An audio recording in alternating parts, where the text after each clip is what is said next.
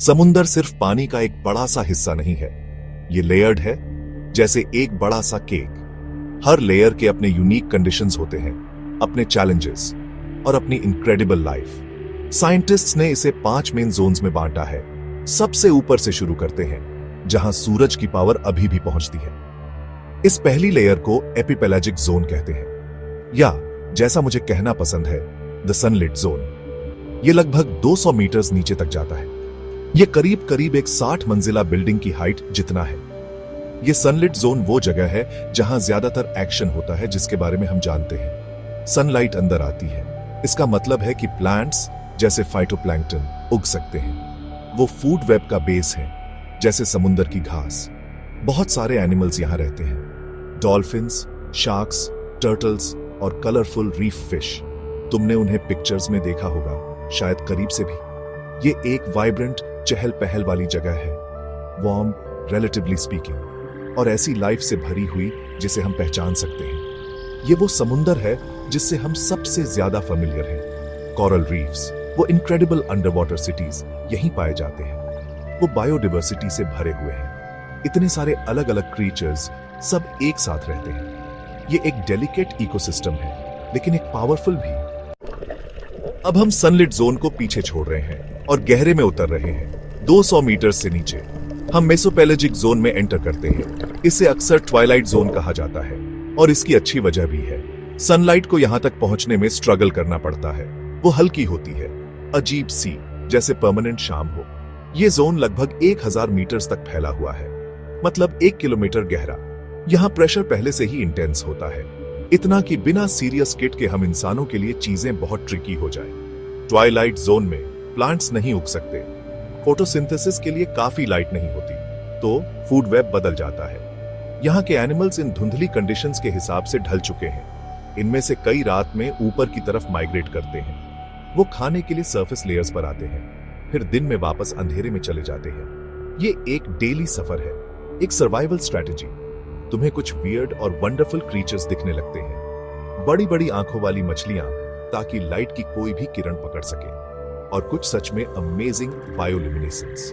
Life अपनी खुद की लाइट बना रही है। ट्वाइलाइट जोन के नीचे चीजें और भी एक्सट्रीम हो जाती हैं। हम बैथीपेलेजिक जोन में पहुंचते हैं, यानी मिडनाइट जोन। ये 1000 मीटर से 4000 मीटर नीचे तक है। अब हम और भी गहरे जा रहे हैं, मिडनाइट जोन के भी पार, नीचे और नीचे और नीचे। 4000 मीटर्स के नीचे हम एबिसोपेलाजिक जोन में एंटर करते हैं। अक्सर इसे सिर्फ अबिस कहते हैं, नाम से ही सब पता चल जाता है ना? यह करीब 6000 मीटर्स तक फैला है। प्लैनेट के बहुत बड़े हिस्सों के लिए यह गहरा समुद्री तल है। यह विशाल फ्लैट मैदानों की दुनिया है, बारीक सेडिमेंट से ढका हुआ, जैसे कोई रेतीला रेगिस्तान। और यहां एकदम अंधेरा है, कड़ाके की ठंड, प्रेशर तो अनबिलीवेबल है। लाइफ इन द एबिस इज अलग, बहुत अलग। ये क्रीचर्स एक्सट्रीम कंडीशंस में सर्वाइवल के सच्चे मास्टर हैं। कई छोटे होते हैं, अक्सर ट्रांसलूसेंट या कलरलेस। उन्हें खाने की कमी से कोप करना पड़ता है। कुछ मरीन स्नो पर स्कैवेंज करते हैं। ये ऑर्गेनिक मैटर है जो ऊपर की लेयर से नीचे आता रहता है। खाने की एक धीमी, लगातार बारिश। दूसरे प्रेडेटर्स होते हैं, घात लगाए बैठे। ग्रोथ धीमी होती है। Life spans can be incredibly long. यहां नीचे ये एक स्लो मोशन दुनिया है, लेकिन लाइफ बनी रहती है। वो हमेशा कोई ना कोई रास्ता निकाल ही लेती है। लेकिन मानो या ना मानो, हम और भी गहरे जा सकते हैं। समुंदर के सबसे गहरे हिस्से, समुंदर की सरफेस को देखते हो तो वो फ्लैट लगती है ना? लेकिन उन लहरों के नीचे कहानी बिल्कुल अलग है। समुद्री तल सिर्फ एक बोरिंग, कीचड़ वाला मैदान नहीं है, बिल्कुल भी नहीं। यहां इनक्रेडिबल लैंडस्केप्स हैं। जैसे जमीन पर होते हैं, वैसे ही यहां पहाड़, घाटियां और मैदान हैं। इनमें से कुछ फीचर्स तो बहुत ही बड़े हैं, कॉन्टिनेंट्स पर दिखने वाली किसी भी चीज से बड़े। ये जियोलॉजिकल वंडर्स की एक छिपी हुई दुनिया है। मैप होने का इंतजार कर रही है, एक्सप्लोर होने का इंतजार कर रही है। सी माउंट्स को ही ले लो फॉर एग्जाम्पल। ये अंडर वाटर पहाड़ है, वोल्केनिक एक्टिविटी से बने हुए।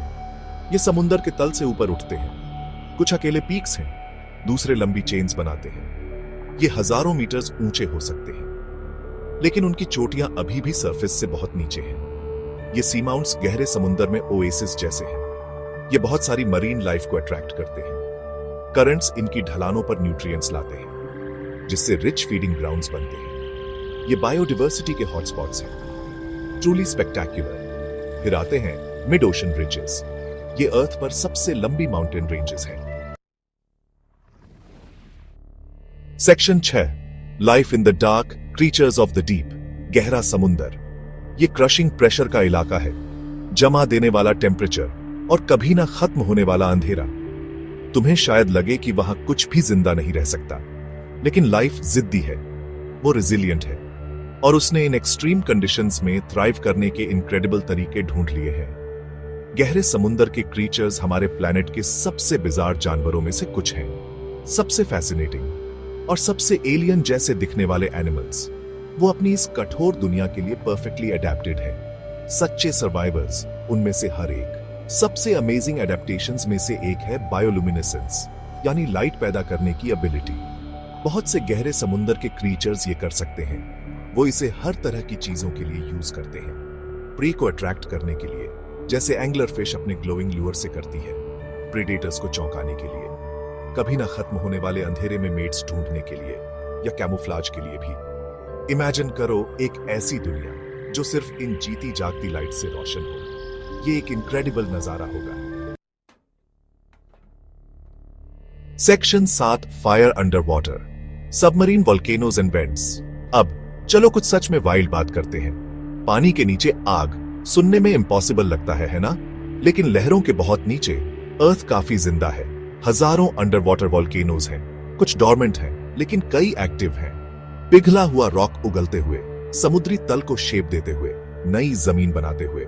ये सबमरीन वोल्केनोज एक पावरफुल फोर्स हैं, हमारे प्लैनेट के अंदर छिपी रॉ एनर्जी की याद दिलाते हैं। ये प्रॉपर जियोलॉजी इन एक्शन है।